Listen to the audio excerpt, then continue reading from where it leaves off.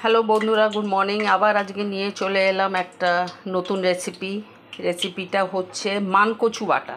এই দেখো, মানকচু আমি বেটে রেখেছি। মানকচু যখন বাটবে তখন একই সাথে ওর সাথে রসুন, লঙ্কা, নুন, হলুদ, একটু লঙ্কার গুঁড়ো, জাস্ট একটু কালারটার জন্য দিয়ে একসাথে বাটা করে নেবে, ঠিক আছে? আর তার মধ্যে এবার তেলটা যখন গরম হবে তখন কালো জিরে ফোড়ন দেবে। কালো জিরে ফোড়নটা দিয়ে মানকচুটা বাটাটা দিয়ে দেবে।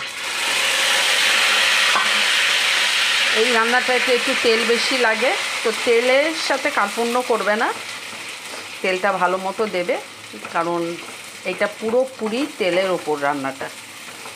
মানকচু বাটা তোমরা সাধারণত অনেকে নারকোল দিয়ে বাটা খেয়েছো, তারপর আবার আমি দেখতাম আমার ছোটোবেলা আমার দিদিমা ঠাকুমাদের দেখতাম, ওনারা আবার মানকচু বাটা তোমার শুকনো লঙ্কা আর ধনে, কাঁচা ধনে তেলে একটু গরম করে, মানে শুকনো বেটে একদম কাঁচা এইভাবে মানকচু বাটা দিয়ে খেত। সত্যি ওইগুলোও খুব ভালো লাগতো, কিন্তু আমি ওইভাবে করছি না। আজকে আমি পুরোপুরি সব কিছু বেটে এই তেলের মধ্যে দিয়ে এইভাবে রান্নাটা করছি।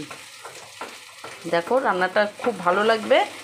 আর সবথেকে বড় কথা হচ্ছে এত ভালো খাবার যে এইটা দিয়ে তোমার শুধু ভাত খাওয়া হয়ে যাবে, এটার সাথে আর কিছু লাগবে না। আমার ঘরে তো আমার মেয়ের তো মানে পুরো প্রিয়, আমার মেয়ে এইটা হলে আর কিছু লাগবে না, ওর মাছ মাংসও দূরে পড়ে থাকবে, এই কচু বাটাটা ওর এত প্রিয়। তো চলো, এটা করছি, দেখো তোমরা। আর এটা একটা লং প্রসেস, কচুটা এটা আস্তে আস্তে কমিয়ে কমিয়ে করতে হয়।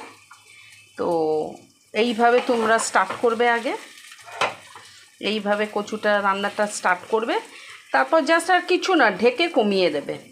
দেখবে আস্তে আস্তে তেল ছাড়তে ছাড়তে টেক্সচারটা, এর কালারটা একেবারে চেঞ্জ হয়ে যাবে, ঠিক আছে? তো চলো বানাচ্ছি। এটা হয়ে গেলে তোমাদের এর কালার টেক্সচারটা দেখাবো, খেয়ে দেখো গরম গরম ভাতে, খুব ভালো লাগবে। টিল দেন আসছি, ভালো থেকো সবাই।